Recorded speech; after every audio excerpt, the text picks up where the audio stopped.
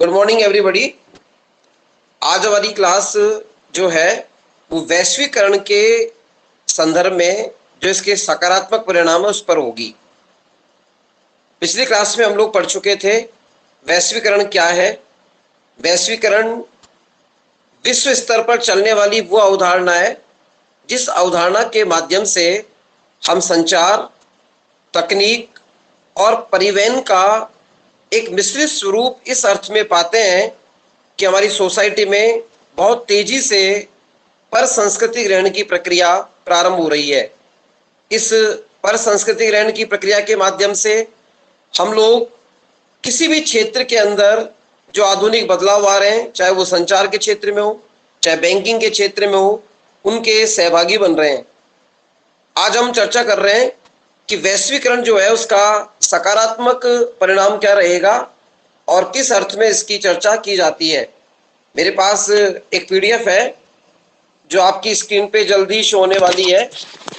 इस पीडीएफ के माध्यम से मैं आपको बताऊंगा कि किस तरह वैश्वीकरण की जो प्रवृत्ति है वो सामाजिक परिवर्तन के लिए जिम्मेदार है। देखिए, हमने जो वैश्वीकरण का स्वरूप पढ़ा, इस स्वरूप के अंदर मुख्य रूप से क्या देखा गया। अधिकांश विद्वान इसे एक प्रक्रिया के रूप में मानते हैं। उनका मानने का जो आधार है वो यही है कि इससे आमूलचूल परिवर्तन होने के साथ साथ मनोवैज्ञानिक आधार पर भी बदलाव होते हैं। ये मनोवैज्ञानिक आधार पर जो बदलाव हैं वे किस रूप में है, इसका जब हम अध्ययन करते हैं तो ये हमारा अध्ययन देख एक विशेष प्रकार की, सबसे पहले ये प्रक्रियाएं क्या आर्थिक क्षेत्र में लाभप्रद, विदेशी निवेश के क्षेत्र में या कोई अन्य बिंदु होगा, उन परिणामों की हम चर्चा करेंगे। देखिए, मैंने क्लास स्टार्ट होने से पहले इस ऐप पर ही ये पूरी पीडीएफ आपको भेज दी है। जब आप स्टडी मटेरियल वाले कॉलम को यस करेंगे तो वहां पर आपको पीडीएफ मिल जाएगी, जब आप बाद में भी इसको आराम से लिख सकते हैं। जिससे मैं चाहता हूं कि अपना लिखने का समय खराब नहीं हो और आप इसको भली भांति समझें।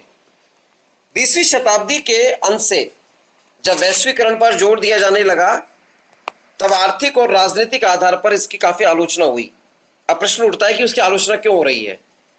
आलोचना इसलिए हो रही है क्योंकि राजनीतिक आधार पर लोगों को लगा कि वैश्वीकरण कोई प्रक्रिया है ही नहीं, बल्कि इस प्रक्रिया को बहुत अधिक बल देकर लोगों को ठगा जा रहा है। इस आधार पर आलोचना हुई।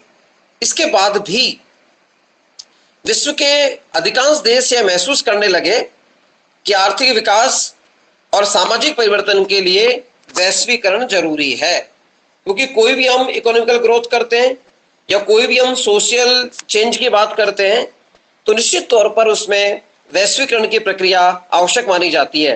भाई सीधी सी बात है, जब तक कोई चीज हमें दिखाई नहीं देगी हम उस वस्तु के बारे में जानेंगे कैसे, उसको अपनाएंगे कैसे। आज कोई भी फैशन का बिंदु है या कोई नया परिधान है या कोई नया व्यंजन है, चाहे आप YouTube के माध्यम से देखें, जब आपके सामने वो व्यंजन बनाने की नई विधि आती है तो आपके मन में जिज्ञासा होती है कि क्यों ना हम उसको बनाकर देखें। तो ये भी तो वैश्वीकरण ही है, क्योंकि इसमें तकनीक के कारण इतना ज्यादा बदलाव हुआ है कि हमारी जीवन शैली में हम इंटरनेट के माध्यम से बहुत अधिक संचार, तकनीक और परिवहन को सहभागी हिस्सा बनाने लगे हैं। 21वीं शताब्दी के आरंभ में इस प्रक्रिया में तेजी से वृद्धि हुई और आज स्थिति क्या हो गई है। आज विकसित और विकासशील देशों में वैश्वीकरण के कुछ अच्छे परिणाम भी सामने आने लगे हैं और ये परिणाम नितांत रूप से न केवल मानवीय संबंधों का हित करते हैं अपितु उनके लिए व्यक्तित्व विकास का एक नया मार्ग खुला है। पहला बिंदु है आर्थिक विकास। वैश्वीकरण के कारण खुले बाजार व्यवस्था डेवलप हुई और यह इसी सिद्धांत पर आधारित है। खुला बाजार किसे कहते हैं? खुले बाजार का अर्थ होता है जब कंपटीशन बढ़ता है। एक तो एक सिंगल दुकान हो और एक ही प्रोडक्ट की अगर 6-7 दुकान हो तो कंपटीशन बढ़ता है। तो खुली बाजार की संरचना में प्रतियोगिता अधिक होती है तो उत्पादकों को कम से कम कीमत पर वस्तुओं का उत्पादन करना पड़ता है। जब कंपटीशन ज्यादा होगा तो अपना मार्जिन, अपना लाभ कम कर देंगे और कम से कम कीमत पर वो वस्तु को उत्पादित करता है। इससे एक और तो उद्योग धंधों का विकास होने लगता है और दूसरी ओर यह जरूरी हो जाता है कि उत्पादन की नई तकनीक को काम में लाया जाए। देश के प्राकृतिक संसाधनों का सही उपयोग किया जाता है और इसका सबसे बड़ा फायदा है कि इनकी लड़ाई में उपभोक्ता को कम कीमत पर अच्छी वस्तु उपलब्ध होने लगती है। अब मैं एक उदाहरण देता हूं बिस्किट के पैकेट का। बिस्किट का कोई पैकेट अगर हमारे किसी बड़े बुजुर्ग से हम पूछे कि बिस्किट कौन सा, तो वो एक ही चीज समझता है, पार्ले जी, जिसमें बच्चे का छोटा चित्र बना होता है। यानी हमारी पुरानी पीढ़ी पार्ले जी को ही बिस्किट का पर्याय मानती है। लेकिन जब खुला बाजार आया, कंपटीशन आया, नई नई कंपनियां मार्केट में आई, हमारा वैश्विक बाजार उन्नत हुआ, तो आज आप ताज्जुब करेंगे बिस्किट बनाने वाली भारत में 168 कंपनियां काम कर रही हैं। तो 168 में से भी 100 कंपनियां तो ऐसी हैं जो एमएनसी है, मल्टीनेशनल कंसल्ट, यानी वैश्वीकरण के कारण उन्होंने बाजार अपना बनाया है भारत की संरचना में। सबसे ज्यादा खाड़ी देशों की कंपनियां हैं, प्रॉक्टर एंड गैम्बल के रूप में अमेरिकन कंपनी है, मतलब बहुत कंपनियां हैं। एक उदाहरण आप समझ सकते हैं। अब इससे फायदा क्या हुआ? उपभोक्ता के सामने एक विकल्प है। आप जरूर नहीं पार्ले जी खाएं, आप उसमें क्रीम बिस्किट्स में जा सकते हैं, आप उसमें दूसरे प्रकार के नमकीन या फ्लेवर्ड जो आ गए हैं, जिसमें कभी किसी ने सोचा भी नहीं होगा कि चिली फ्लेवर का भी बिस्किट आएगा। तो ये अवसर कब मिला? जब वैश्वीकरण के कारण कंपनियों में घमासान प्रतिस्पर्धा हुई। तो वैश्वीकरण का सबसे पॉजिटिव फायदा क्या होता है? ग्रोथ होती है, उपभोक्ता को कम कीमत पर अच्छा सामान मिलता है और उसके सामने सामान खरीदने के विकल्प होते हैं, वो अच्छे से अच्छा सामान चुन सकता है। दूसरा पॉइंट है विदेशी निवेश में वृद्धि। देखिए, कोई भी सामान हम बाजार में खरीद रहे हैं, हम उपभोक्ता के रूप में पैसा देते हैं। अब सपोज हमारे उपभोक्ता ही विदेशी हो तो निश्चित तौर पर डॉलर बरसेगा, विदेशी मुद्रा का प्रचलन बढ़ेगा।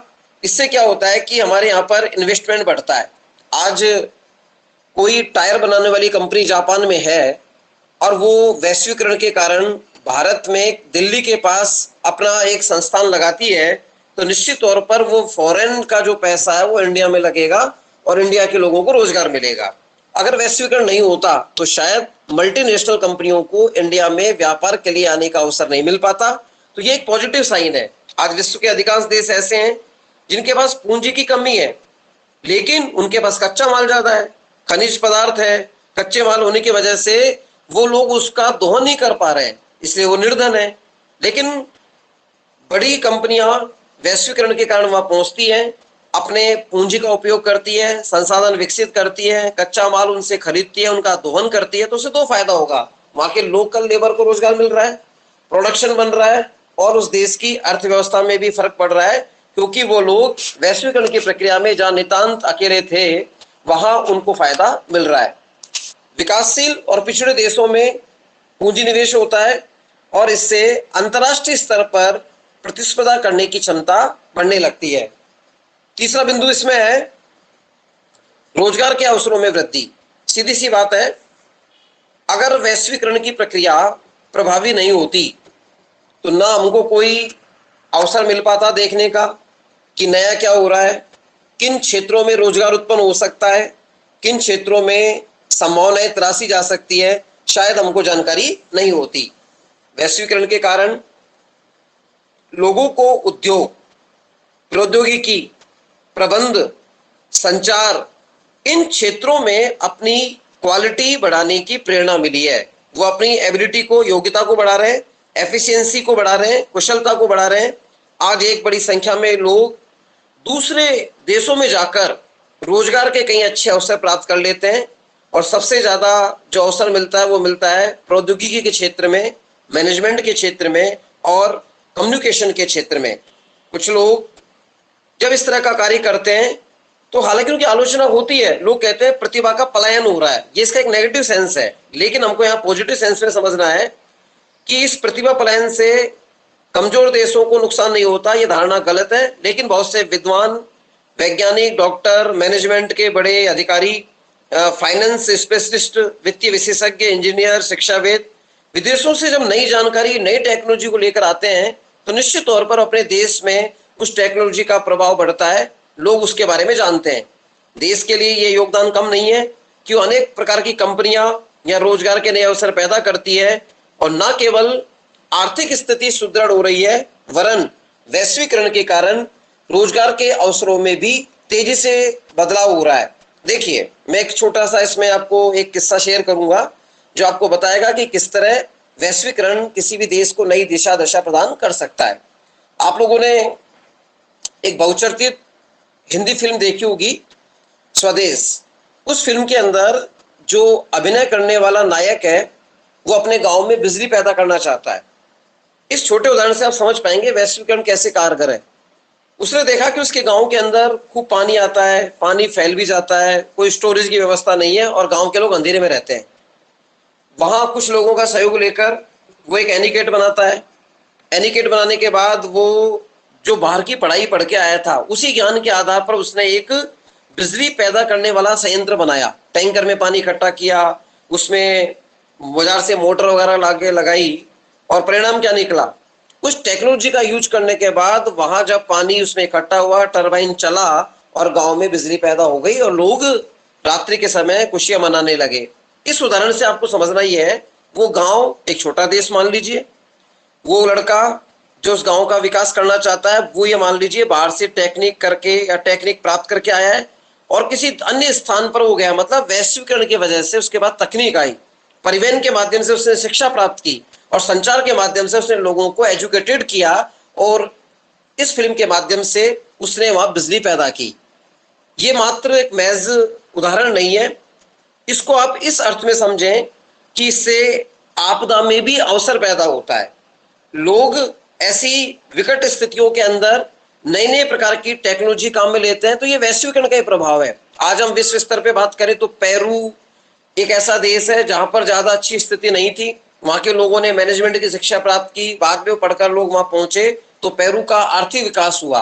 विश्व पटल पर यदि हम खाड़ी प्रदेशों की बात करें तो वहां एक इमेज बनती है कि शेख वगैरह वहां ऐश एंजॉय मनोरंजन करते हैं, लेकिन ऐसा नहीं है। उन्होंने उस रेगिस्तान के अंदर जन्नत को बसा दिया है। क्यों? उनके पास पैसा है, उनके पास टेक्नोलॉजी है, और उन्होंने बाहर के देशों से बौद्धिक प्रतिभाओं को लाकर अपने अरब कंट्रीज को डेवलप किया है। यानी रेगिस्तान में समंदर, समंदर में जन्नत, ये जो कंसेप्ट है ये पूरी तरह वैश्वीकरण का परिणाम है। अगले बिंदु के रूप में कृषि उत्पादन में वृद्धि। देखिए, कुछ पढ़ने से पहले आप एक उदाहरण समझिए। एक किसान परंपरागत गोबर की खाद और हल से लेकर खेत में काम कर रहा है, कितना प्रोडक्शन होगा?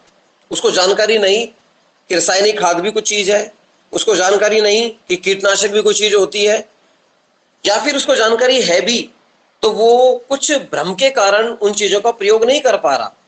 लेकिन जब वैश्वीकरण बढ़ा, हमारे यहाँ पर हॉलैंड की टेक्नोलॉजी आई तो हमारा जो हल था उसका स्थान ट्रैक्टर ने ले लिया। अब आप देखिए किसान की जिंदगी कितनी सहज हो गई।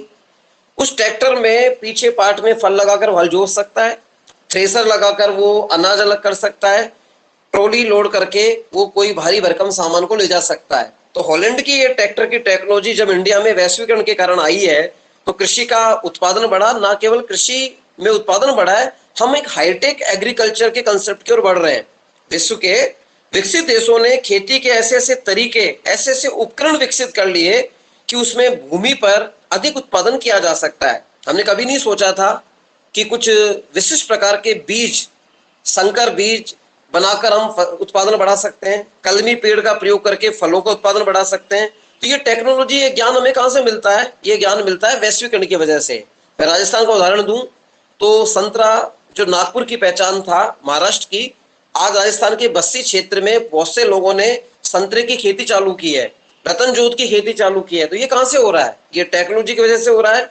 सभी लोग एक दूसरे के साथ मिलकर अपनी इंफॉर्मेशन को शेयर करते हैं।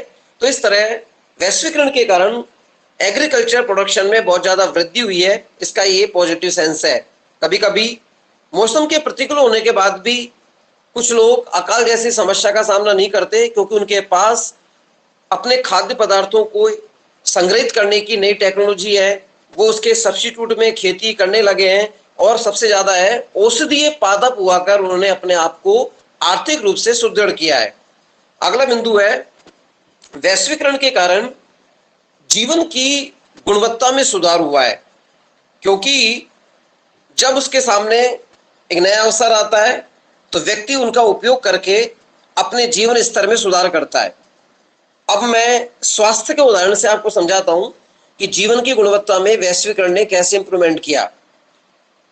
आप कल्पना कीजिए, आज से 50 साल पहले, 60 साल पहले किसी को दिल का दौरा पड़ा होगा तो सारा सदमे में माहौल, डॉक्टर ने जवाब दे दिया कि मैं कुछ नहीं कर सकता, नब्ज देखी, क्योंकि पहले उतनी हमारी चिकित्सा सुविधाएं संपन्न नहीं थी। कोई धनाढ्य वर्ग से व्यक्ति है तो उसके पास जाकर वो हृदय की चिकित्सा के बारे में सोच सकता था।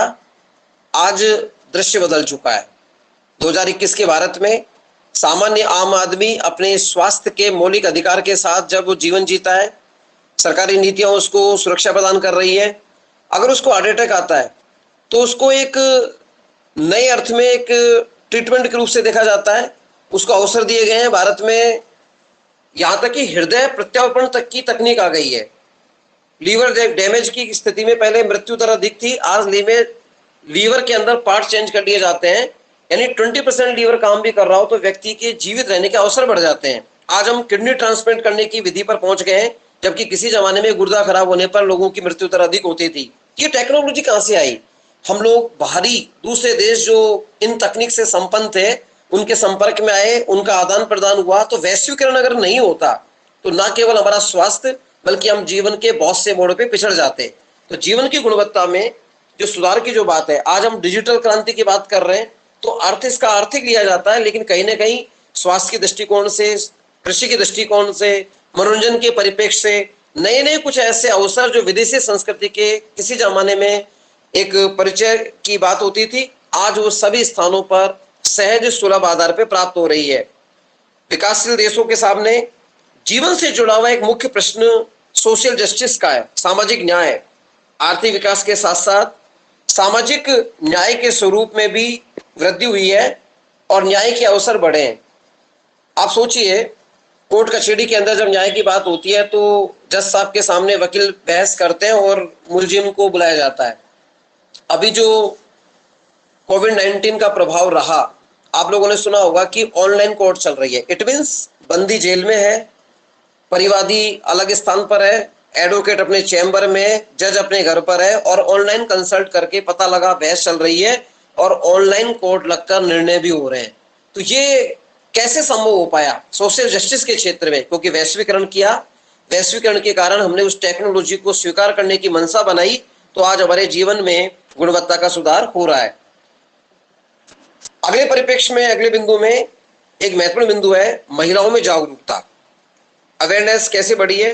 देखिए, भारत का यदि हम प्रारंभिक स्वरूप देखें तो अक्सर यहाँ पर एक और हम स्त्री के पूजने की बात करते हैं और अक्सर कह दिया जाता है कि यत्र नार्यु पूजन्ते रमन्ते तत्र देवता। लेकिन जो सत्य है वो आप सभी वाकिफ हैं, महिलाओं के प्रति अत्याचार कितना ज्यादा है। उसे अपने अधिकारों के प्रति सजगता नहीं है और उसी का प्रभाव है कि वो शोषण के शिकार रहती है। ऐसी स्थिति में महिलाओं में जागरूकता की दृष्टि से वैश्वीकरण एक रामबाण उस सिद्ध हुआ है। वैश्वीकरण की प्रक्रिया ने महिलाओं को अपने अधिकारों के प्रति जागरूक करने में विशेष योगदान दिया। पश्चिमी देशों की तरह अब भारतीय महिलाएं भी वैसे प्रभावशाली संगठन बनाने लगी है। अपनी किटी पार्टीज, अपने क्लब के माध्यम से डिस्कशन करने लगी हैं। वो अपने अधिकारों के प्रति न केवल सजग हुई है बल्कि उनकी रक्षा भी कर सकती है। और आज स्थिति क्या है? नॉलेज के ज्यादा होने से, शिक्षा के प्रभाव बढ़ने से आज पुलिस, सेना, वित्तीय प्रबंधन, शिक्षा, उद्योगों में महिलाओं की भागीदारी तेजी से बढ़ रही है। न केवल वो संसद में बैठकर नीति बनाने में अपना योगदान दे रही है, वरन किसी भी क्षेत्र में यदि कहीं अन्याय होता है तो प्रखर रूप से अपनी आवाज को उठा सकती है। इस तरह हम कह सकते हैं वैश्वीकरण के माध्यम से महिलाओं में जागरूकता आई। एक छोटा सा उदाहरण इसमें, गत वर्ष दिसंबर के माह में एक अजीब सा अखबार की हेडलाइन आई कि किसी देश विशेष में गर्भाधान के संदर्भ में कोई कानून बना और वहां की महिलाओं ने सड़कों पर जश्न मनाया। अब आप सोचिए, गर्भ में किस बालक को रखना है या नहीं रखना है, ये अधिकार महिला का है, ना कि उसके परिवार का या जाति समुदाय का। परंपरा के नाम पर अबॉर्ट करवाने की जो प्रक्रिया थी, ये किसी राष्ट्र विशेष का मूल्य था इस चीज को जब हिंदुस्तान की महिलाओं ने देखा होगा, सुना होगा संचार के माध्यम से, तो उनमें भी नई जागृति आई कि वो अपने अधिकारों के प्रति सजग रहे। तो कुछ ऐसे मुद्दे जिनको छिपाया जाता है, जिनके बारे में हमारे यहाँ भारतीय समाज में बात करने की परमिशन नहीं है, ऐसे मुद्दों को भी वैश्वीकरण ने चर्चा का बिंदु बनाया है। ये सबसे बड़ी महिलाओं की जागरूकता का परिणाम है। नेक्स्ट बिंदु है अंतरराष्ट्रीय सहयोग। विभिन्न देशों के मध्य आर्थिक, सामाजिक और सांस्कृतिक सहयोग बढ़ने से वैश्वीकरण की भूमिका बड़ी सक्रिय रही है। विभिन्न राष्ट्रों के मध्य जब पारस्परिक सहयोग बढ़ता है तो शांति और मैत्री का नया युग आरंभ होता है। देखिए, इस बिंदु में सबसे महत्वपूर्ण तथ्य यही है कि वैश्वीकरण के कारण राष्ट्रों के मध्य में जो एक दूरियां थी वो कम हुई है, चाहे वो व्यापार की दृष्टि से हो। तरह तरह के सम्मेलन समय समय पर होते रहते हैं, यूएनओ अपने स्तर पर मीटिंग्स करता रहता है। ऐसी स्थिति के अंदर जब ये चर्चाएं अंतर्राष्ट्रीय सेमिनार, वेबिनार के माध्यम से होती है तो लोग इनके प्रति सजग होते हैं, अपने मुद्दों को रख सकते हैं। कहीं मानवाधिकार का मामला आता है तो वैश्वीकृत स्थिति में यूएनओ में इसकी आवाज, इसकी गूंज सुनाई देती है। ये अंतर्राष्ट्रीय सहयोग किस आधार पर डेवलप हुआ? ये वैश्वीकरण के कारण ही हुआ। अगर यहाँ तकनीक नहीं होती, अगर यहाँ पर परिवहन नहीं होता, तो निश्चित तौर पर हम अंतर्राष्ट्रीय सहयोग की कल्पना नहीं कर सकते थे। इस अर्थ में वैश्वीकरण एक महत्वपूर्ण अवधारणा है जो इसके सकारात्मक पक्ष है। कल मैं नई बिंदु के साथ आपके सामने उपस्थित रहूंगा। आप इसी ऐप के ऊपर एक ऑप्शन आता है स्टडी मटेरियल, वहां पे जाकर इस पूरी क्लिप को जो पीडीएफ फॉर्म में है आप इसको सुन सकते हैं, पढ़ सकते हैं, और ऑफलाइन भी इसका वीडियो आ जाएगा। आप इसे देखें, इसे समझने का प्रयास करें। कोई बात हो या कोई जिज्ञासा आपके मन में है तो आप मुझे मैसेज के माध्यम से बता सकते हैं।